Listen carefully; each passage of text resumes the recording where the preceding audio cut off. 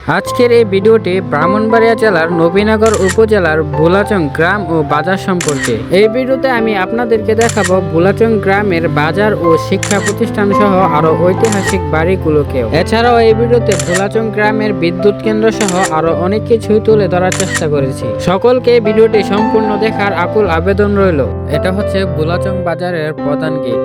বর্তমানে এই গেটটির কাজ চলতেছে। এই গেটটি ভোলাচং এলাকার মেইন রাস্তার পাশে অবস্থিত রয়েছে। ভিডিও শুরুতে আমরা ভোলাচং এর কিছু বিখ্যাত ব্যাংক সম্পর্কে জানবো। এইটা হচ্ছে আল আরাফা ইসলামী ব্যাংক লিমিটেড, জনতা ব্যাংক পিএলসি।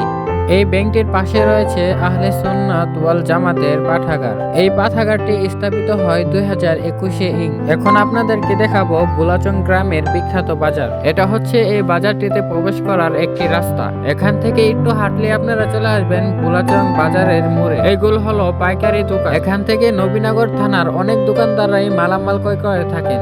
এখন আমরা হাঁটতে হাঁটতে চলে যাচ্ছি কাঁচা বাজারের দিকে।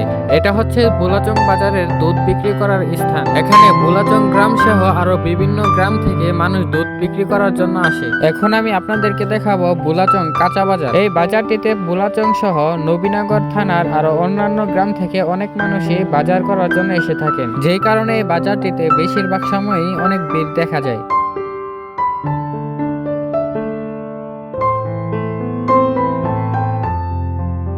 এখন আপনারা দেখবেন ভোলাচং মাছের বাজার। এই বাজারটিতে প্রতিদিন হাজার হাজার মানুষ নিজেদের জন্য বাজার করে থাকেন। পাঙ্গাস থেকে ইলিশ, রুই, কাতলা, চিংড়ি সহ সকল ধরনের মাছই এই বাজারটিতে অ্যাভেলেবেল পাওয়া যায়। এটা হচ্ছে ভোলাচং এর একজন বিখ্যাত খেলোয়াড় সাগর ভাইয়ের ফলের দোকান। এখানে আপনারা সকল ধরনের ফলই পেয়ে যাবেন। এটা হচ্ছে ভোলাচং বাজার কেন্দ্রীয় জামে মসজিদ। এই মসজিদটি ভোলাচং বাজারের শেষের দিকে অবস্থিত রয়েছে। এখানে বাজারের সকল মুসল্লিগণ নামাজ আদায় করে থাকেন। এটা হচ্ছে ভোলাচং দক্ষিণ পাড়ার কেন্দ্রীয় জামে মসজিদ। এই মসজিদটির মধ্যে এলাকার মুসল্লিগণ নামাজ আদায় করে থাকে। এই মসজিদটি বর্তমানে কাজ চলতেছে।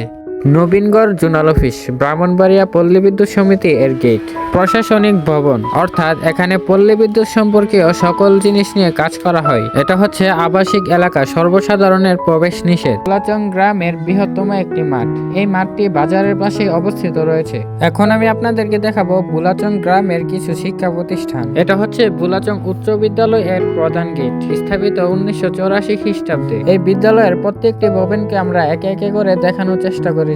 এই বিদ্যালয়টির পরিবেশের কথা বলতে গেলে এক কথায় অসাধারণ এর সুন্দর পরিবেশ। আপনি যদি এই বিদ্যালয়ের শিক্ষার্থী হয়ে থাকেন তাহলে অবশ্যই কমেন্ট করে জানাবেন। এটা হচ্ছে ভোলাচং পশ্চিম সরকারি প্রাথমিক বিদ্যালয়ের গেট। এটা হচ্ছে প্রাথমিক বিদ্যালয়টির একটি ভবন।